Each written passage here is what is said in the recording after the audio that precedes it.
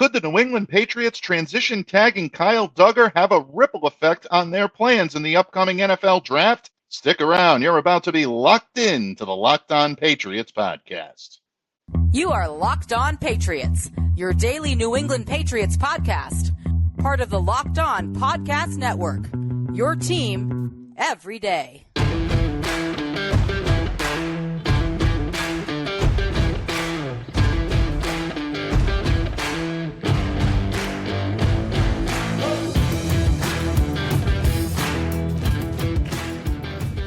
Hello to all of you Foxborough faithful, and thank you once again for making Locked On Patriots a daily part of your New England Patriots coverage, and also your first listen each and every day. Remember, Locked On Patriots is not only a proud part of the Locked On Podcast Network, your team every day, but we are also free and available on all platforms, including YouTube. So smash that subscribe button and download, follow wherever you get your podcasts to ensure that you get the latest episode as soon as it's available.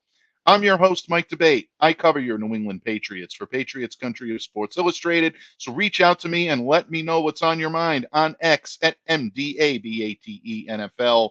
While you're out there showing Locked On Patriots some social media love, please be sure to follow our account there as well at LO_Patriots. And Pats fans, today's episode is brought to you by FanDuel. Make every moment more. Right now, new customers get $150 in bonus bets with any winning $5 bet. That's $150 if your bet wins.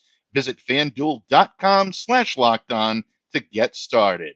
And Pats fans, thank you for joining me here today on this midweek episode of Locked On Patriots. And we're all pretty sure in Patriots Nation that your New England Patriots are pretty set at taking a quarterback at number 3 in the upcoming 2024 NFL Draft. And I know it's not a done deal, but all signs seem to be pointing in that direction. But as we all know, the team that ultimately holds all the draft cards is the team picking at number 1. And believe it or not, they could change all of that. Yeah, you know which team I'm talking about. The team that starts with a C, ends in an O, and has a hickag in the middle. That's right, folks, the Bears. And thanks to yet another futile season by the Carolina Panthers, the Chicago Bears hold the number 1 selection in the upcoming draft. And we're going to discuss how the Bears holding that number 1 pick could affect your New England Patriots. Chicago Bears reporter Usayd Koshul of the Bear Report of 24/7 Sports is going to join me in just a moment to discuss whether the Bears are in fact locked into that number 1 pick. And if so, have they already decided on a future quarterback? If that's the case, what becomes of their current quarterback? Now, we all know from the multiple reports out there that Justin Fields is likely to be moved. What will it take to pry him away from Chicago? And the most important question to be asking here in Foxborough is, are your New England Patriots willing to consider paying that price? Well, Usayd is going to join me in just a moment to discuss all that and more. So stay locked in, folks. You are not going to want to miss this one. But we start with the big news of the past 24 to 48 hours in Patriots Nation, and that is the team taking a pretty significant step in ensuring that their top free agent defender remains in Foxborough for the upcoming season. That's right, on Tuesday afternoon, the New England Patriots placing the transition tag on safety Kyle Duggar. And I know that raised some eyebrows among the fan base. Why the transition tag? Why not the franchise tag? Well, in case you're still wondering the difference, by definition, the transition tag is a 1-year tender offer for the average of the top 10 salaries at the position. If you use the franchise tag, that's the average of the top 5. So right there is a cost savings for the New England Patriots. It also guarantees the original club, which in this case is New England, the right of first refusal to match any offer the player might receive from another club. And this is a move that has the fan base and the team itself excited. The Pats confirmed the news that Kyle was being transition tagged on Tuesday afternoon. Head coach Gerard Mayo issuing a statement to the following, quote, Kyle is a talented player with a strong work ethic who has improved every year, and he's been extremely productive since joining our team in 2020. We value players with high character and chose to use the transition designation to give both sides more time to try to reach a long-term agreement, which is our goal with Kyle. And I know Patriots fans are all happy to hear that. For as much talk about wanting to upgrade and weaponize the offense, you need to keep that defense intact. And by keeping Kyle Duggar, you ensure that one of your smartest and one of your best players is in Foxborough for the foreseeable future. or at least you hope it'll keep him here. I'm going to get back to that one in just a moment. But if you're wondering about finances, per the terms of the transition tag, Duggar is set to earn $13.81 million this season should the transition price tag hold up and he remain with the Patriots.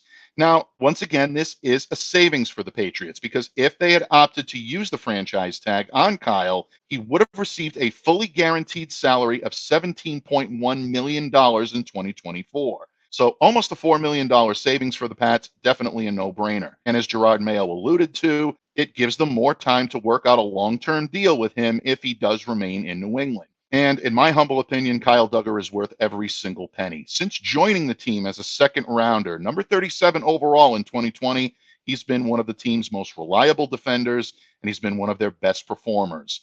Kyle led all Patriots defensive backs last season with 109 total tackles, 7 pass breakups, 2 interceptions, and 1.5 sacks. That on-field prowess alone makes him worth the price. However, you take under account his football acumen. From the time that he was drafted from Division II Lenoir-Rhyne, Kyle came in with almost an immediate understanding of the Patriots playbook. That is not easy to do. Bill Belichick's defenses are complex. Gerard Mayo, Steve Belichick, and the entire coaching staff made sure that that defense was always running on all cylinders. Since Kyle's been here, the defense has been the strength of the team. That was no different last year. It's going to remain as such this year. Keeping Kyle in the fold is a very smart move for the Pats.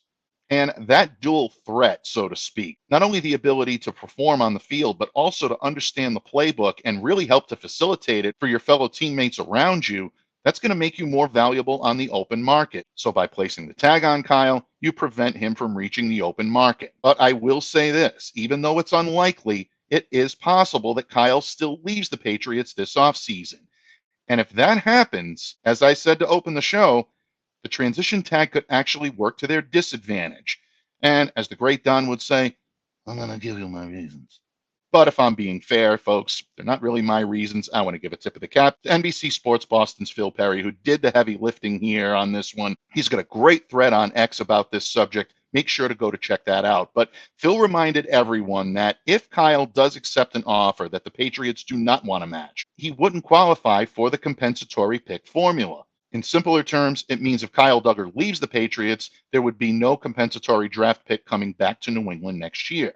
Bottom line, it looks like the Patriots valued the chance to keep Kyle Duggar here in New England more than they did a potential of a compensatory pick coming back to them. And one last point to make on this, folks. If the Patriots should decide that it's not going to work out long-term with Kyle Duggar, and they think about letting another team sign him to an offer sheet and they decide not to match it, the Patriots could potentially pull the tag before his departure. It's very rare, but it has happened before. Back in 2016, the Miami Dolphins did that with Olivier Vernon. They ended up with a third-round compensatory pick just 1 year later. So the Patriots have a great deal of wiggle room here. But from a financial standpoint, they're making a reasonable commitment to Duggar while avoiding the higher annual cost of tagging another prominent free agent, and that's offensive tackle Mike Onwenu. A lot of you out there in Patriots Nation were surprised that Onwenu was not the one tagged either with the franchise tag or the transition tag. Our main man, Miguel Benzan, joined us about 3 weeks ago here on Locked On Patriots, and he outlined for the first time anywhere what a potential deal for Mike Onwenu might look like. He anticipated a multi-year deal worth between $17 and $18 million annually. And according to Miguel's X feed, he's still looking in that direction. Now, had the Patriots opted to use the franchise tag on Mike, that would have put Onwenu in line for a fully guaranteed $20.9 million salary for 2024. So the Patriots are obviously hoping that they're going to be able to work out something long-term with Mike, but for the time being, the risk remains. And with the legal tampering period set to begin on Monday, things are about to get very interesting in Foxborough. But Pats fans, I don't think I'm going out on a limb here by saying that the vast majority of all of you out there are really happy that Kyle Duggar is sticking around. But if it happens at the expense of losing Michael Onwenu, that's going to create another position of need for the Pats. If that happens, they could look to use the draft to restock their offensive line. But what does that mean for the quarterback position? Do they still take one at number 3, or do they go for that franchise offensive tackle? Well, if they opt through the line or maybe a generational wide receiver like Marvin Harrison Jr., that would mean the Patriots still have a need at signal caller, maybe their biggest need. Might the Patriots then turn their attention to a young quarterback who just might be available via trade. Well, folks, stay locked in because Usayd Koshul of 24/7 Sports is going to join me in just a moment to discuss Justin Fields and the Chicago Bears' plans for the number one pick in the upcoming 2024 NFL Draft when this episode of the Locked On Patriots podcast continues, a proud part of the Locked On Podcast Network, your team every day. Locked On listeners, get buckets with your first bet on FanDuel, America's #1 sports book, because right now, new customers get $150 in bonus bets with any winning $5 bet. That's $150 if your bet wins. Basketball season is in full swing, and with FanDuel, you can make cheering on your favorite green team in the hub more enjoyable, more exciting, and maybe even a little more profitable. Bet on all of your favorite NBA players and teams with quick bets, live same-game parlays, exclusive props, and more. Just visit FanDuel.com/LockedOn and shoot your shot. That's FanDuel.com/LockedOn. FanDuel, official sportsbook partner of the NBA. Pats fans, your New England Patriots are in pretty good shape when it comes to the 2024 NFL Draft, having the number 3 overall pick, the highest pick this team has had since 1993 when the Patriots drafted Drew Bledsoe at quarterback. You have to like the Pats' chances of getting a generational talent. But as you and I both know, the only team that actually controls the means of production in this draft is the team that drafts number 1. And here with some amazing insight as to what those Chicago Bears might do with that number 1 pick and who else might be available on that roster for the Patriots pickings is someone who covers the Bears for Bear Report as part of the 24/7 Sports Group. He is also the host of the Picks and Polls podcast, as sponsored by the Bear Report. Usayd Koshul. Usayd, thank you so much for joining me here today. Welcome to Locked On Patriots.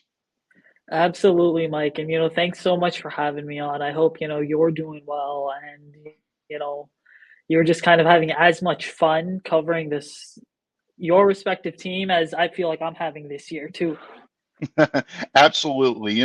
Suffering through a difficult season is not easy. When you cover a team on a beat and you have to endure the losses, the difficulties, the uneasiness of the fan base. It's never an easy thing. But, the tide starts to turn a little bit when draft season comes around because all of a sudden you're the toast of the town now. You're the top guys that are getting all of the questions, and it really makes things really interesting. And you would know that even better than I do because, as I said to open the segment, Patriots with the number 3 pick, clearly a lot of eyes here in Foxborough, but all eyes are on the Windy City, and they are with the Chicago Bears right now.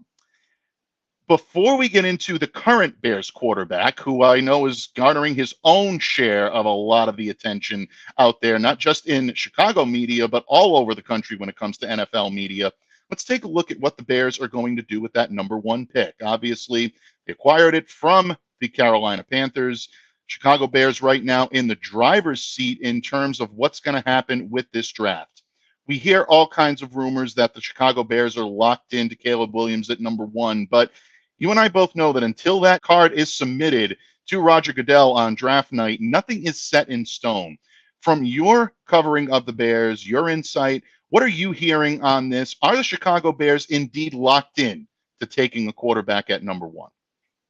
Yes, absolutely. I think they are. And here's why. Because if you look at how expansive the Bears offensive coordinator search was, which, again, it's interesting, right? Because the stones of this OC search actually go back to retaining Matt Eberflus, right? Kind of this regular season ends January 7th or 8th, and then the Bears go ahead and they bring Matt Eberflus back. And, the last time that the Bears went ahead and hired an offensive coordinator under Matt Eberflus hired Luke Getsy in like 72 hours, right? After basically being hired by Chicago and being named the head coach. This time, though, they took 2 to 3 weeks. And anyways, that's noteworthy because the thing is, you don't go ahead and, have the number 1 overall pick, be in the market for an OC, and then interview guys like Thomas Brown and Shane Waldron and, Zach Robinson and a whole bunch of other guys from the Shanahan McVay. But the most notable interview of all, and I don't think he was ever a serious candidate, it was just kind of, hey, we want to get as much intel as we can because we know we're going to have to select a quarterback or we could potentially select one, was Cliff Kingsbury. And yeah, Cliff, say what you want about him from his time in Arizona, but the guy can be a pretty good coach. Cliff Kingsbury's he was a total wild card this offseason. I think that he's the reason the Bears are going to end up drafting Caleb Williams. And why? Because the last time Ryan Poles was part of an organization in 2017 that drafted a quarterback, well, they went with this kid out of Texas Tech named Patrick Mahomes. And who was Mahomes' head coach at the time? It was also Cliff Kingsbury. And so you kind of look at all this and you connect the dots and you say, yeah, they're setting themselves up to take Caleb Williams. Now, from the NFL perspective and kind of what are the Bears seeing here, I think what they're looking at is the last two seasons, 22 and 23, we tried to go ahead and make it work with a guy that we didn't inherit. We are not going to by any means latch on to Justin Fields for a third season. No, we want a chance at having our own guy in the building running the show. And we talk all the time as an organization about how to build a consistent winner, be a consistent contender, contend for championships. I mean, that to me kind of just signals the Bears are going to go ahead and they are going to take Caleb Williams.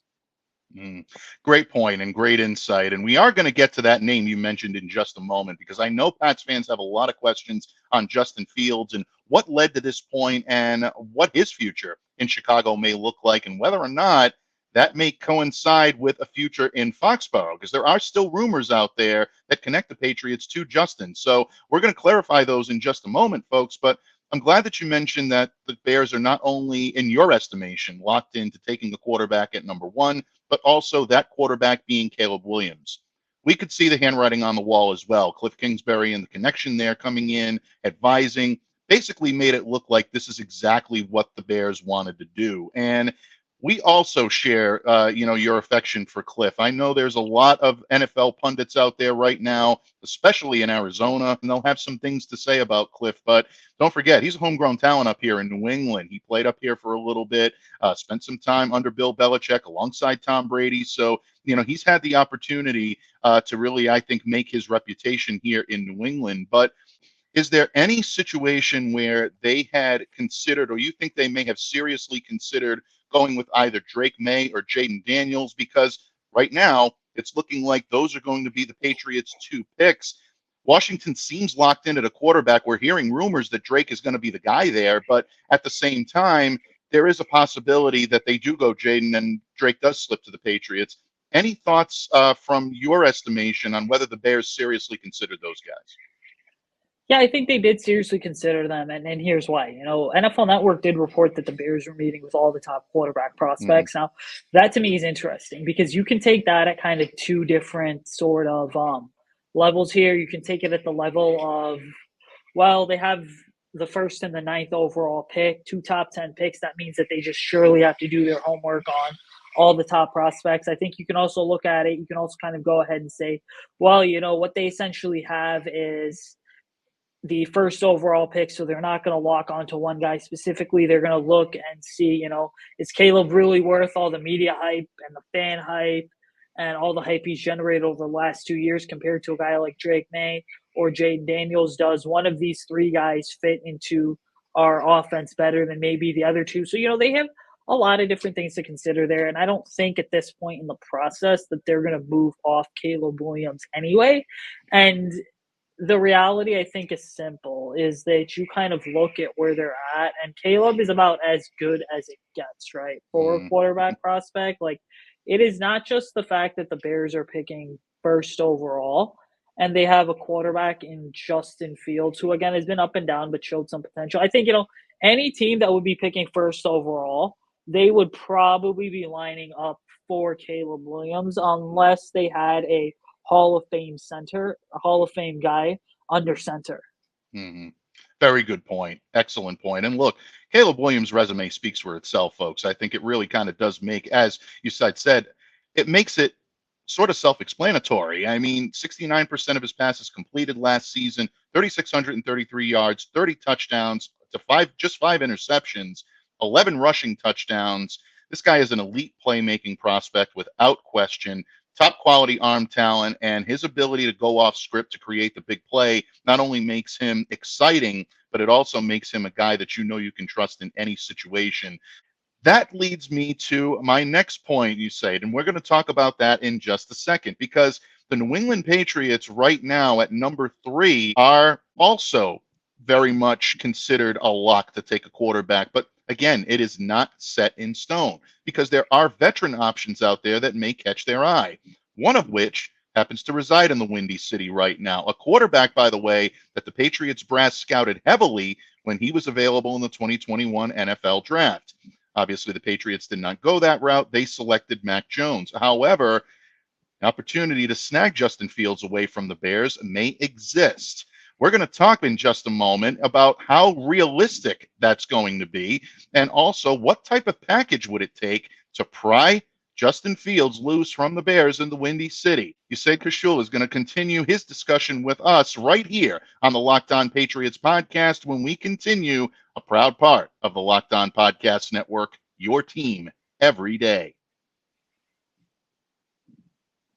Locked On listeners, passion, drive, and patience is what brings home that winning trophy. You know what? It's also what keeps your ride or die alive. Our good friends over at eBay Motors have everything you need to maintain your vehicle and level it up to peak performance. From superchargers to roof racks to exhaust kits, LED headlights, and so much more. Whether you're into speed, power, or style, eBay Motors has got you covered. With over 122 million parts for your number one ride or die, you'll always find exactly what you're looking for. And with eBay Guaranteed Fit, your part is guaranteed to fit your ride every time or your money back. Because with eBay Motors, you're burning rubber and not cash.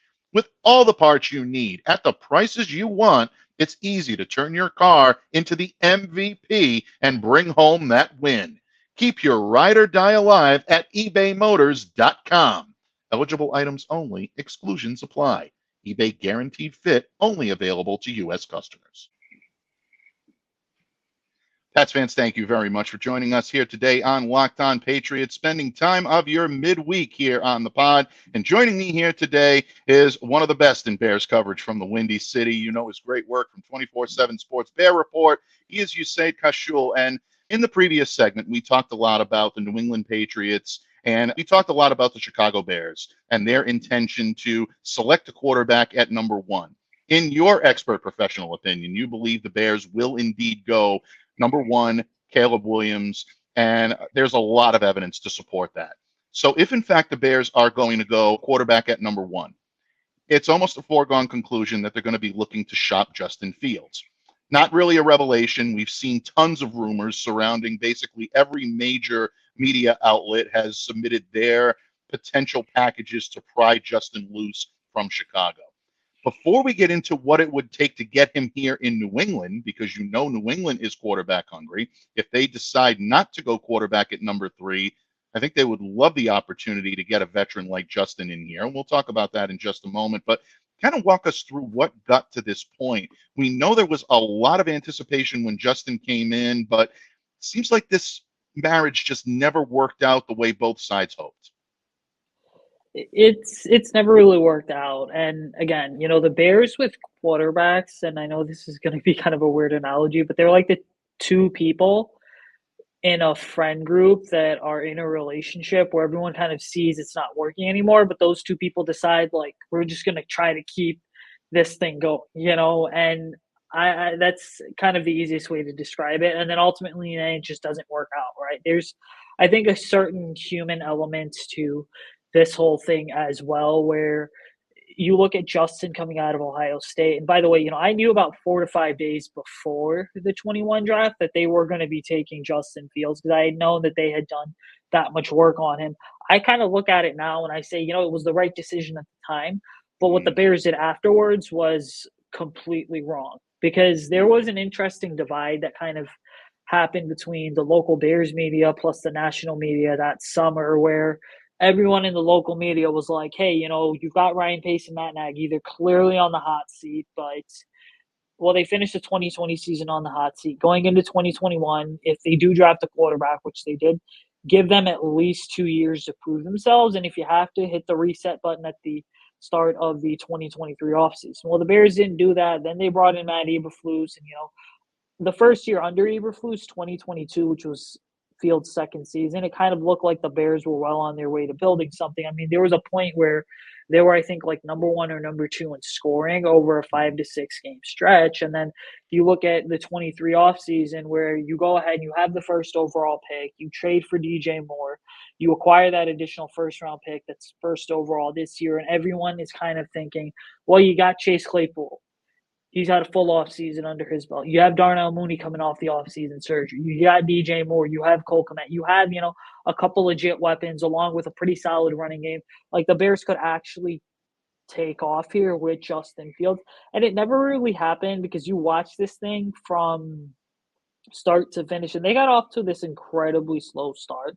And it wasn't because they had a bad football team or just didn't have the talent. It's because left to right, top to bottom, I mean, guys were just not in the right position to go ahead and make plays. There was a play, very early in the season where I think it was 3rd and 10, and some way, somehow, your number one and number two option in DJ Moore and Cole Kmet, they ended up within like 4 yards of each other, both running hitch routes. And so that's the type of, small stuff that you look at and say, the reason Justin never really took off, especially in his third season, is because the Bears were just a mess in terms of missed assignments, not necessarily the most consistent offensive line combination. They kind of got away from the run game. And then the biggest thing in general is they tried to make him a pocket passer when it was evident he was the type of guy who was, hey, play action, design run, a lot of RPO stuff. Don't just make me sit back here like I'm a statue and operate from the pocket and have to read the entire field. No, get me out in space. Let me kind of do my thing. Use my legs as being my most dangerous asset in my dual threat skill set. And so those were all just kind of reasons where now, any team that trades for Justin is going to need to have a surefire plan in place. But then also they're going to kind of look at how he's going into year 4. He's this incredibly aggressive quarterback. He's a guy who, you want to let it rip with him, but you just know that he's always thinking touchdown first, which is good. But sometimes he just has to take the simple check down there or a short 5, 6, 7 yard pass. And he clearly has not been able to make that adjustment. Great point. And if you noticed me smirking and nodding along when you said making the move at that time was the right move, but everything they did afterwards was wrong, I think Patriots fans can relate to that. I think they have a kinship with it when it came to what happened with Mac Jones. The Patriots needed a signal caller. They needed someone to come in and stabilize the quarterback position. Cam Newton, I think, had given you everything he can, and I think he did an admirable job, but the Patriots knew they needed the guy for the future. They selected Mac at number 15, and he had a decent rookie season. The problem is supporting cast was never really what Mac needed to succeed. The strategy and the game planning under guys like Matt Patricia and Joe Judge really derailed, I think, any progress he made under Josh McDaniels.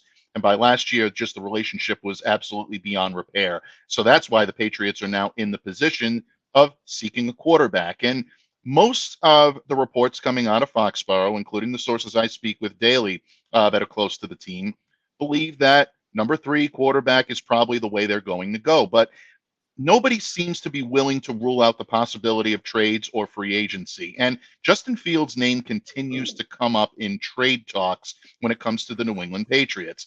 Just a couple of weeks ago, NFL.com put out a scenario that said that the Patriots would move the 3rd overall pick and a handful of day 3 picks to the Bears for Justin Fields and their number 9 pick.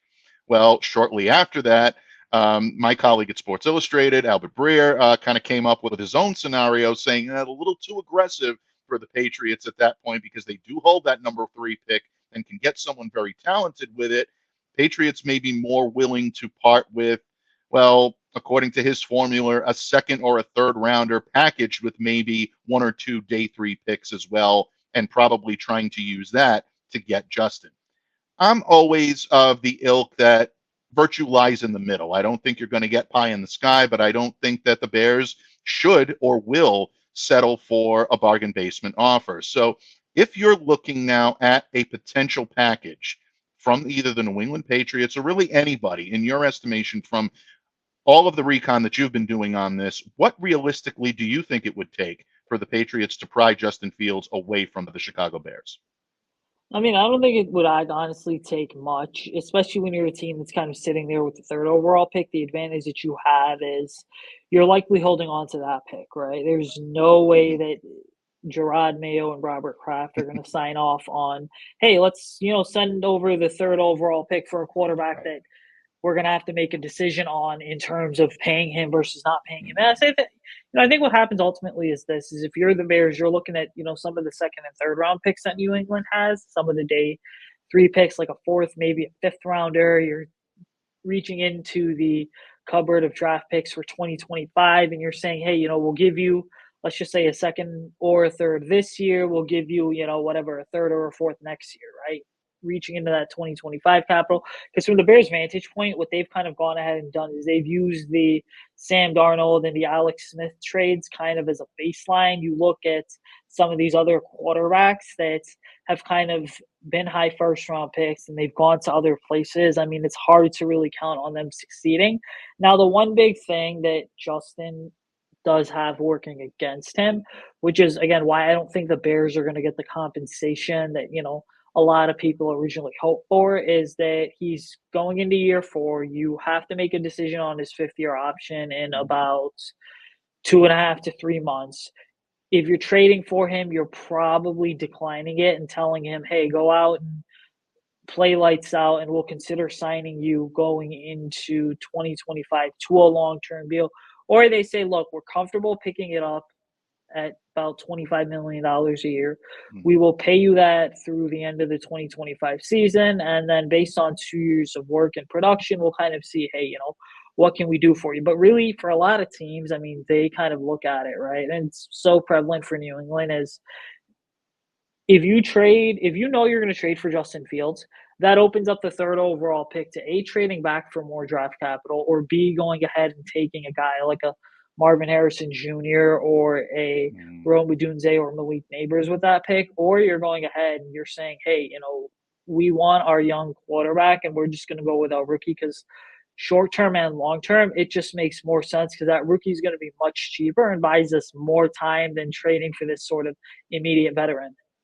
Yeah, absolutely. And I'm so glad that you mentioned that because some of the packages that are being put together by pundits, my colleagues here in Boston media, do center around sending a lesser package to Chicago that does not include the number 3 pick. And I think we're both in agreement on that, that won't be included in a Patriots package. Right now, because of that, people are saying, well, okay, if the Patriots do decide to go all in and to try to trade for Justin Fields, bring him in for a year, do you still go quarterback at number 3, give him the opportunity to sit, learn from someone that has recently experienced what it's like to be a rookie quarterback in a second year, a third year quarterback in this league?